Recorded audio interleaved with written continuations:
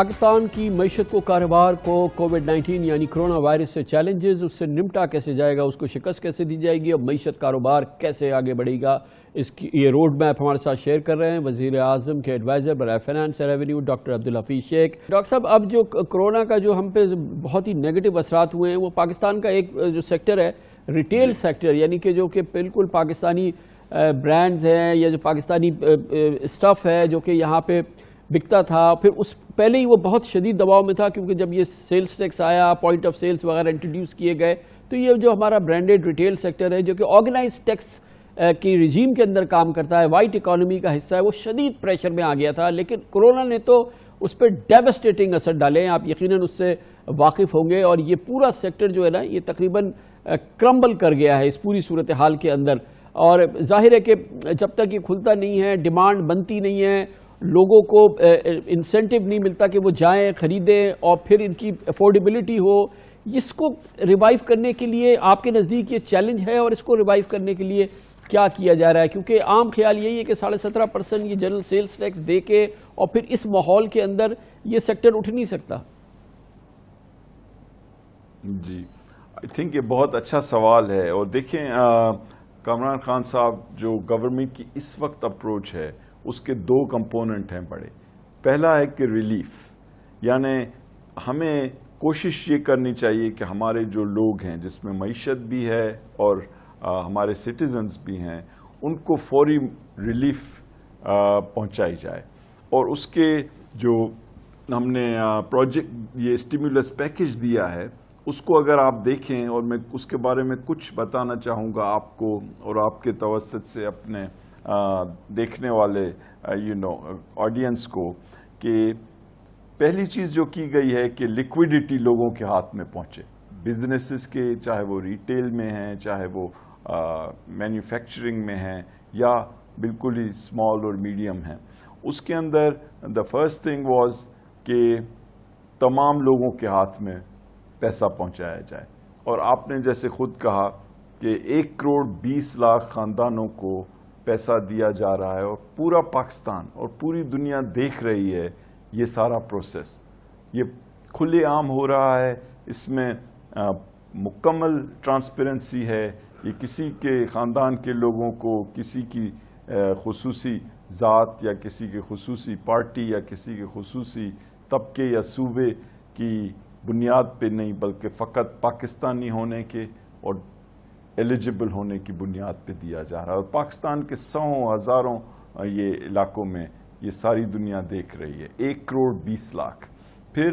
ہم نے طے کیا ہے کہ اسی طرح سے تقریباً 40 لاکھ ان لوگوں کو دیا جائے اضافی جو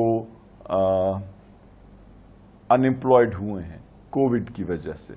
تو یہ جو ہے آپ آنے والے دنوں میں دیکھیں گے کہ مزید 40 لاکھ لوگوں کو۔ تو ڈاکٹر صاحب معاف کیجئے گا، یہ آپ اس وقت دے سکتے ہیں جب آپ کے خزانے میں پیسے ہوں، آپ کی آمدن ہو، اور وہ آمدن ہوتی ہے معیشت سے، جب کاروبار چلتا ہے، جب ایکٹیویٹی ہوتی ہے تو لوگ خوشی خوشی جاتے ہیں، اور اگر افورڈیبل ٹیکس ہو تو وہ ٹیکس بھی دیتے ہیں، اس والیوم سے آپ کی آمدن بڑھتی ہے۔ یہ آپ اسی وقت دے سکیں گے جب یہ اکانومی چلے گی، کاروبار چلے گی، اس میں ایک برقی رفتار پیدا ہوگی۔ وہ کب آئے گی، کیسے آئے گی، اس کے لیے کیا پیکیج ہے؟ جی دیکھیں نا، اس وقت جیسے میں نے کہا کہ دو کمپوننٹ ہے، ایک تو ریلیف کا ہے، اور اگر ہم ریلیف دیں گے، لوگوں کے ہاتھ میں پیسے آئیں گے، تو یہ ملٹی پلائر ایفیکٹ کے تھرو ملک میں ڈیمانڈ بھی جنریٹ ہوگی،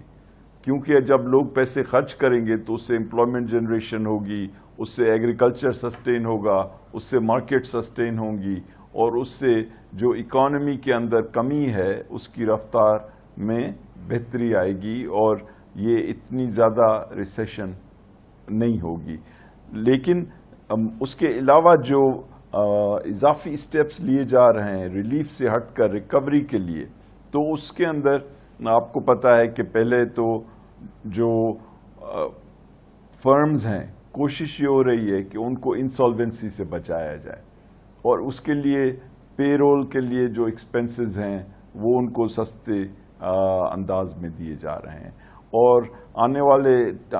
ہفتے 10 دن میں آپ دیکھیں گے کہ مزید اسکیم لائی جائے گی جس میں 1%، 2% اور 3%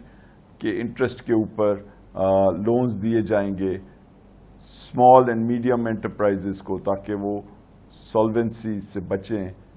اور اپنا دھندا جو ہے کر سکیں. اسی طرح سے یہ کوشش بھی ہو رہی ہے کہ جو ایکسپورٹرز ہیں پہلے ان کے جتنے بھی ریفنڈز تھے وہ دیے گئے